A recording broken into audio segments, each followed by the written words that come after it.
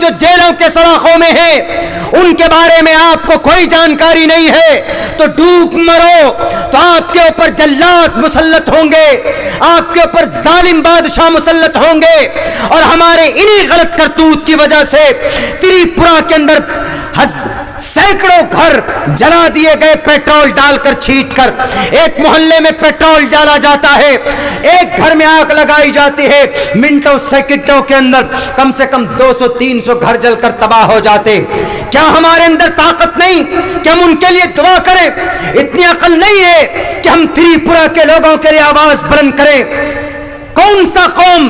آپ وہ قوم ہے جس نے 313 نے پورے 1000 لشکر جرار کے ناک میں نکیل ڈال دیا۔ آپ وہ قوم ہیں کہ 1000 کی تعداد نے 3000 لشکر جرار کو دھول چٹایا تھا۔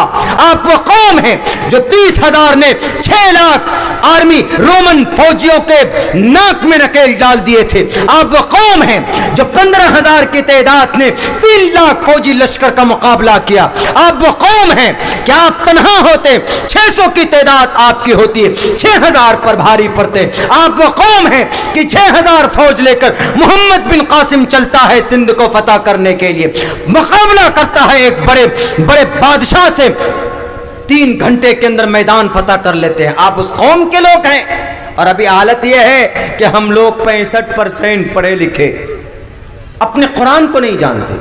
من آیا سنتی عند فساد امتی فلہ اجر 100 شہید۔ جو آدمی امت فساد امت کے وقت ایک سنت پر عمل کر لے، ایک حدیث پر عمل کر لے، نبی پاک علیہ السلام کا فرمان ہے 100 شہیدوں کا ثواب اس کو دیا جائے گا۔ اور ایک بات یاد رکھو مسلمانوں، اللہ کے نبی علیہ السلام کا فرمان ہے لن تجتمع امتی علی الضلالہ، ہماری یہ پوری قوم گمراہی کے اوپر جمع نہیں ہو سکتی۔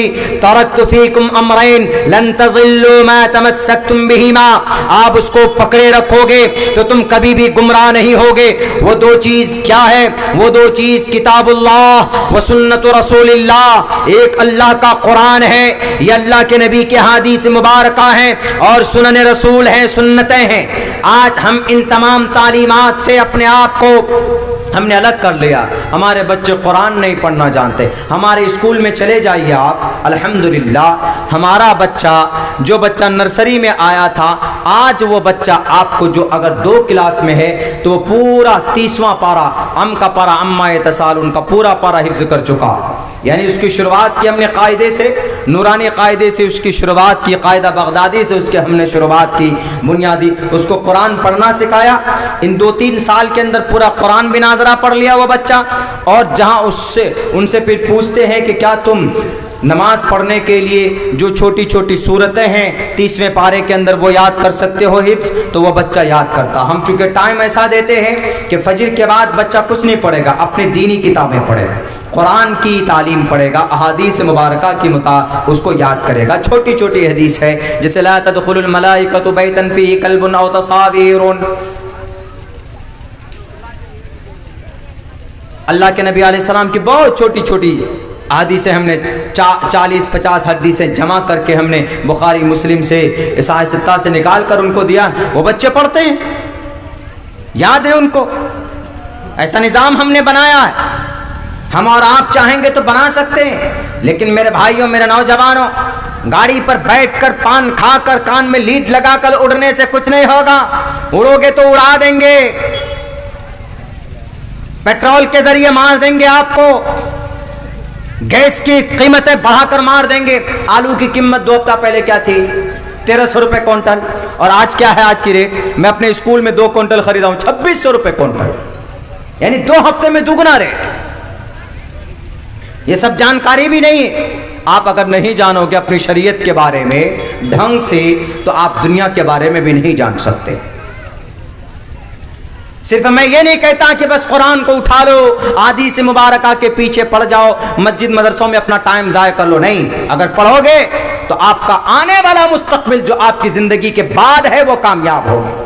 لیکن دنیا کے اندر اگر تھوڑی سکون اور چین چاہیے تو آپ کو تھوڑا سا ان جگہوں سے لگ کر جڑے رہنے کے ساتھ ساتھ تھوڑا سا آپ ماڈرن ایجوکیشن کی طرف آپ کو آنا ہوگا، آپ کو اپنا حق ڈھونڈنا ہوگا۔ کہ میں ایک ناگرک ہوں, میرے لیے کیا حق حقوق ہے. یہ جبھی پاسبل ہو سکتا ہے جب آپ آپ کو جانکاری اگر نہیں ہے, آپ کچھ جانتے ہی نہیں تو کچھ نہیں ہونے والا ہے, پھر کچھ بھی نہیں ہوگا. میرے بھائیوں, میرے ساتھیوں, آپ کو یاد ہونا چاہیے ہمارے بھارت کے اندر ایسے ایسے ہمارے اکابرین اور ایسے ایسے مشائخ گزرے ہیں. جیل کے اندر مولانا عبدالرشید گنگوہی رحمت اللہ علیہ جیل کیا گیا. ان کو جیل کے اندر چلے جاتے, جنگ انگریز کے خلاف جنگ لڑنے کے جرم میں انہیں جیل کر دیا جاتا ہے. حاجی امداد اللہ مہاجر مکی رحمت اللہ علیہ کے شاگردوں میں سے, اور پتہ کہاں سے پڑھے تھے یہ, مولانا عبدالرشید گنگوہی, مولانا قاسم اور مولانا مملوک علی ناگر. اس وقت کے انگریز حکومت کے انڈر میں جو مدرسہ چلتا تھا, اسی مدرسے میں رہ کر انہوں نے احادیث کی تعلیم حاصل کی, قرآن کی تعلیم حاصل کی. کھڑے ہوئے اپنا سینہ بھر لیا قرآن سے, شریعت سے, احادیث رسول سے. تب انگریز کے خلاف کھڑے ہوئے.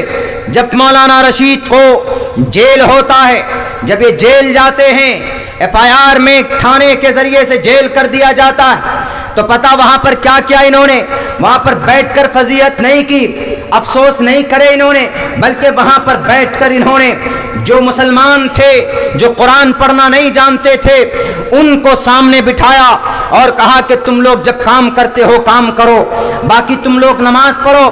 انہوں نے کہا کہ حضرت, how can I recite our Quran, how can I recite my holy granth Quran Kareem, because we all don't know about the Quran, ہم قرآن کے بارے میں نہیں جانتے ہیں. حضرت شیخ آپ کچھ نہ کچھ بتائیے. انہوں نے موقع اچھا سمجھا, ایک گروپ تیار کی اور ایک درسگاہ وہاں پر قائم کیا. اپنے محنت کے پیسوں سے, تھانہ دنیا کا جہنم, جیل دنیا کا جہنم ہے, وہاں پر بھی آپ کام کرتے ہیں, وہاں پر بھی آپ درس و تدریس کا کام لے سکتے ہیں. رشید احمد گنگوہی نے ایک درسگاہ تیار کیا, ایک مدرسہ تیار کیا, قرآن پڑھنا لوگوں کو سکھایا. شروعات سے لے کر کچھ لوگ پہنچے, کچھ لوگ تو پورا قرآن پڑھ لیے, کچھ لوگ حفظ کرنے لگے, کچھ لوگ تو آدھے حافظ بن گئے, اور کچھ لوگ وہ بھی تھے جنہوں نے ابھی شروعات کی تھی, جن کا قرآن پڑھنا جاننا ان کا مکمل نہیں ہوا تھا. لیکن ان کی حضرت مولانا کی بیل ہو جاتی, ان کی رہائی کے آرڈرز آ جاتے ہیں, تو پتہ ہے مولانا سب لوگوں کو خوشی ہی ہوئی, لیکن کچھ لوگ وہ بھی تھے جو وہاں پر رو رہے تھے. جیل سے باہر نکلنے پر خوشی ہوتی, خوشی ہونا بھی چاہیے, جیسے آج ہو رہا ہے. آج ایک خان صاحب نکل گئے ہیں آتھر جیل سے, تو پوری دنیا کور کرنے میں لگی ہوئی ہے, کیونکہ وہ کروڑ پتی ادیوگ پتی کے وہ سپوت ہیں, جو بیچارے غریب ہیں, جو گجرات دنگے میں پھنسائے گئے, دارالعلوم دیوبند سے پکڑے گئے, میرٹھ کے دنگوں میں پھنسائے گئے, بہار کے دنگوں میں پھنسائے گئے, نہ معلوم خامخواہ ڈرگز کا, خامخواہ آر ڈی ایکس کا الزام ڈال کر ڈاکٹر محمد کفیل صاحب جو غریبوں کے لیے مرتے تھے 7 سال تک جیل میں رہے, 7 مہینے تک جیل میں رہے, وہ یو اے پی اے لگا کر ان کی زندگی تباہ و برباد کی گئی. ڈاکٹر کفیل کو 7 مہینہ لگ گئے, یہاں تو جناب 1 مہینے سے پہلے ہی ان کی بیٹے کی رہائی کر دی جاتی. کیوں؟ ہائی پروفائلز پرسن, وہ بہت اونچے آدمی ہے, وہ ناراض ہو جائیں گے تو شاید ترقی رک جائے گی. ایک بات یاد رکھو, موجودہ کرسی پر بیٹھ کر ظالم حکمرانوں, پیسے والے کی بد دعا ایشور کے دروازے سے واپس آ جاتی ہے, ان کی بد دعا واپس آتی. کیوں؟ کیونکہ انہوں نے حرام کمائی کے ذریعے اپنے بلڈنگیں کھڑی کی, اپنے محلات تعمیر کیے. لیکن ڈاکٹر کفیل جیسا, یا پھر 6,500 معصوم مسلمان, محمد قیوم, محمد تبریز, محمد جاوید, عبد الرحمان, حنیف, ثاقب, یہ نوجوان ہے, 15 سال تک جیل میں رہے. جیل کے بعد سپریم کورٹ میں آخر میں کیا کہا کہ ان کے اوپر کوئی ابھی تک آروپ سدھ نہیں ہوا ان کو باہر بھیج دیا جائے. ان کی عزت گئی ہے. سپریم کورٹ کے ججز اور جوڈیشری, میں سوال کرتا ہوں 15 سال ان کی زندگی تباہ ہو گئی. ان کے اوپر یہ چارج لگانے والے اس پولیس والے کا, اس انویسٹیگیشن کے آفیسر کا آپ نے کیا کیا؟ ان کے ہاتھ میں ہتھکڑی ڈالو اور ایک معصوم انسان کی 15 سال زندگی برباد کرنے پر ان کو جیل کرو. 15 لاکھ روپے معاوضہ دینے سے ان کی 15 سال کی زندگی اور ان کی بدنامی, ان کی عزت واپس دوبارہ لوٹ کر نہیں آئے گی. میرے بھائیوں, خوشی کا مقام ہوتا جب بیل ہوتا, گرانٹ ہوتا, لیکن ان غریبوں کے لیے کوئی نہیں کوئی نہیں سوچتا. کیوں؟ ہمارے پاس لائر نہیں. ہمارے پاس تو بابری مسجد کو لڑنے کے لیے بھی لائر نہیں تھا. ہماری بابری مسجد, لائر کون؟ ایک سناتن دھرمی.